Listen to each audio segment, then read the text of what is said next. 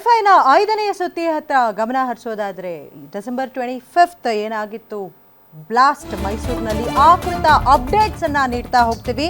ಮೈಸೂರು ಸ್ಫೋಟ ಪ್ರಕರಣದ ಸುತ್ತ ಅನುಮಾನದ ಹುತ್ತ.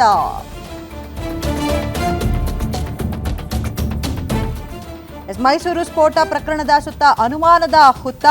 ಸಾರ್ವಜನಿಕ ಸ್ಥಳಗಳಲ್ಲೇ ಹೀಲಿಯಂ ಗ್ಯಾಸ್ ತಯಾರಿಸ್ತಿದ್ನ ಸಲೀಂ ಅನ್ನುವಂತಹ ಪ್ರಶ್ನೆ ಉದ್ಭವಿಸಿದೆ. ಬಲೂನ್ ಮಾರಾಟದ ಸೈಕಲ್ನಲ್ಲೇ ಹೀಲಿಯಂ ಪೌಡರ್ ಪತ್ತೆಯಾಗಿದೆ.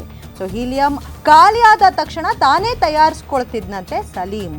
ಸ್ಫೋಟ ಸ್ಥಳದಲ್ಲೇ ಸಿಕ್ಕ ರಾಸಾಯನಿಕ ಪೌಡರ್ ಬಹಳಷ್ಟು ಅನುಮಾನವನ್ನ ಹುಟ್ಟಿಸಿದೆ. ಹಲವು ಆಯಾಮಗಳಲ್ಲಿ ತನಿಖೆಯನ್ನ ಶುರು ಮಾಡಿದ್ದಾರೆ ಪೊಲೀಸರು. ರಾಸಾಯನಿಕ ವಸ್ತುಗಳನ್ನ ಕ್ಯಾರಿ ಮಾಡೋಕೆ ಅವಕಾಶ ಇದೆಯಾ ಅನ್ನುವಂತಹ ಪ್ರಶ್ನೆ ಕೂಡ ಇದೆ.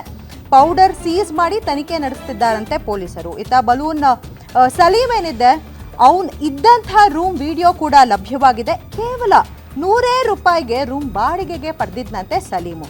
ಸದ್ಯ ಆ ರೂಮನ್ನ ಸೀಸ್ ಮಾಡಿದ್ದಾರೆ. ಅಂಡ್ ಆಲ್ಸೋ ಹಣವಿಲ್ಲದಿದ್ರೂ ಬಾಡಿಗೆ ನೀಡ್ತಿದ್ರಂತೆ. ಈ ಸಲೀಂಗೆ ಬಾಡಿಗೆ ಕೊಟ್ಟಂತಹ ಶರೀಫ್ ಅವರು ಲಾಡ್ಜ್ ಮಾಲೀಕರು. ಏನ್ ಹೀಲಿಯಂ ಬಲೂನ್ಸ್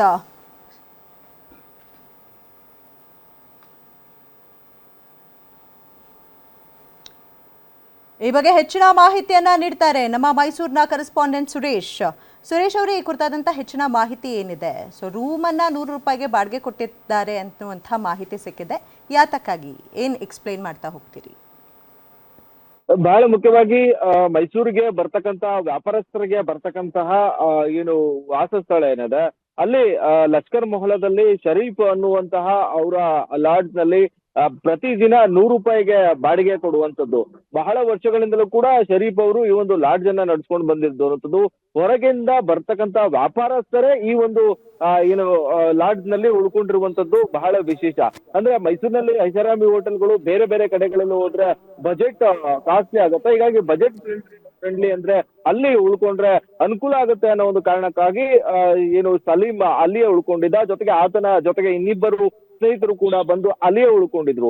ಇದೀಗ ಸಲೀಂ ಉಳ್ಕೊಂಡಿದ್ದಂತ ಲಾಡ್ಜ್ ಅನ್ನ ಇದೀಗ ಮೈಸೂರಿನ ಮಂಡಿಮೋಲ ಠಾಣಾ ಪೊಲೀಸರು ಅಲ್ಲಿ ಭೇಟಿಯನ್ನ ನೀಡಿ ಆತ ಉಳ್ಕೊಂಡಿದ್ದಂತ ರೂಮ್ ನ ಕೊಠಡಿಯಲ್ಲಿ ಏನೆಲ್ಲ ವಸ್ತುಗಳಿದೆ, ಏನು ಹೀಲಿಯಂ ತಯಾರಿಕೆಗೆ ಬಳಕೆ ಮಾಡ್ತಾ ಇದ್ದಂತಹ ವಸ್ತುಗಳನ್ನು ಕೂಡ ವಶಕ್ಕೆ ಪಡ್ಕೊಂಡು ರೂಮ್ ಅನ್ನ ಕೂಡ ಸೀಸನ್ ಮಾಡಿ ಸಲೀಂ ಉಳ್ಕೊಂಡಿದ್ದಂತಹ ಹೋಟೆಲ್ ಮಾಲೀಕರ ಬಳಿ ಮಾಹಿತಿಯನ್ನ ಪಡ್ಕೊಂಡಿದ್ದಾರೆ.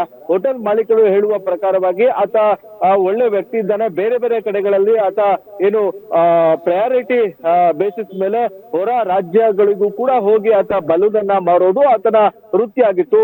ಬಹಳ ವರ್ಷಗಳಿಂದಲೂ ಕೂಡ ಮೈಸೂರಿಗೆ ಬರ್ತಾ ಇದ್ದ, ಹೋಗ್ತಾ ಇದ್ದ. ಆತನ ಮೇಲೆ ಬೇರೆ ಯಾವುದೇ ಅನುಮಾನ ಗುಮಾನಿಗಳು ಇಲ್ಲ ಅನ್ನೋದು ಶರೀಫ್ ಹೋಟೆಲ್ನ ಶರೀಫ್ ಅವರ ಮಾತು. ಥ್ಯಾಂಕ್ ಯು, ಧನ್ಯವಾದಗಳು.